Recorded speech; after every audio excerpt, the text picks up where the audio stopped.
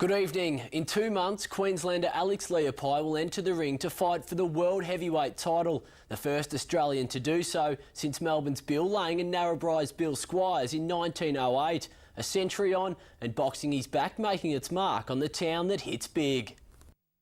In the early 1900s, Bill Squires was the hardest hitting boxer on the planet. He fought for the world title 3 times. Since then, many punches have been thrown as the sweet science re-emerges in Narrabri. Boxing's been pretty well quiet here for the last 10 to 12 years. We haven't had a club in Narrabri. We've had a little bit of people training in their backyards and stuff, but we haven't had nobody in competitions. The Narrabri Boxing Club began 5 months ago, thanks to the help of Danny Cheatham and the Moree Boxing Academy. Now around 20 boxers sweat it out 4 times a week. They're here for the fitness mainly, a lot of them, but then they go take the next step up after they get confidence with their fitness and start getting into boxing. And these guys can throw a punch. Riddick Smith was one of the reasons the club started. The 18-year-old used to travel to Moree. Now with the help of trainers Mitch Williams and Jeremy McKnight, Smith's claimed a win over an Australian silver medalist. Hopefully could represent Australia in the Olympics eventually, but you go to the Australian titles at the end of the year, should be good. Mixing it with the man is Jess Webb, the first female boxer to come out of Narrabri. It's made a massive improvement in my life. I thank Jeremy and Mitch every day, pretty much. The next bout for these fighters is March 14 in Dubbo. Anyone is welcome to join the club and perhaps one day reach the heights of the great Bill Squires. Armidale has named a side they believe can end Tamworth's 10-year dominance of the War Veterans Cup. It includes the informed Northern Emus batsman Michael Dawson, but an injury cloud hangs over their Central Northern representative. Tamworth and Armidale have met just once in the War Vets Cup this summer. Tamworth won by 8 wickets, but a positive sign for Armidale, they're finding form at the right time. We've got guys that have been scoring 80s, 100s in club cricket.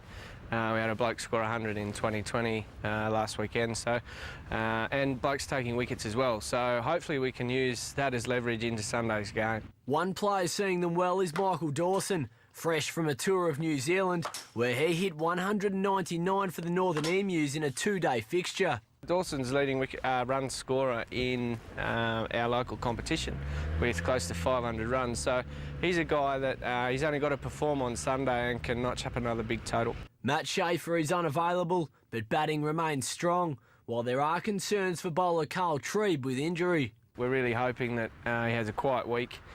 He sits out Friday, Saturday, and he's ready to go for Sunday. Tamworth's #1 Oval is the venue, where the home side will look to make it 11 straight cups.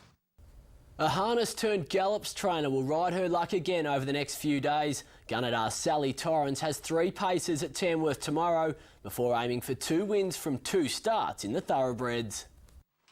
Harness racing has always been a part of Sally Torrance's life, so when she left the gig at home and saddled up her first galloper last month, it wasn't easy. Usually when you're in the gig, you've got control, but yeah, I'm not a good spectator. It was the most nerve-wracking thing I've ever had to sit through. But Torrance had nothing to worry about. Apprentice jockey Sophie Young gave the trainer a dream start. She's not a good trotting trainer. She's going to land her first winner as a gallop trainer. Subtract for Sally Torrance. Something I've really always wanted to do. We've sort of thought about it on and off for years. I've been going to get a licence but never got round to it, and we ended up biting the bullet. It's off to the Tamworth harness racing track tomorrow before Subtract saddles up at the Mudgee racetrack on Saturday. And after a bright start, she may have some stablemates on the way. The way she went at Tamworth, I guess, yeah, we'll sort of be looking for another couple. I don't want to get too big. I just, 2 or 3 would be the limit, I think. Just 2 or 3 trotters and 2 or 3 gallops would be the ideal thing. A career with over 400 winners at the trots, and perhaps there's more to come at the gallops. And Fee, that's sport. Thank you, Jeff. Coming up, Daniel has a complete wrap of your local weather.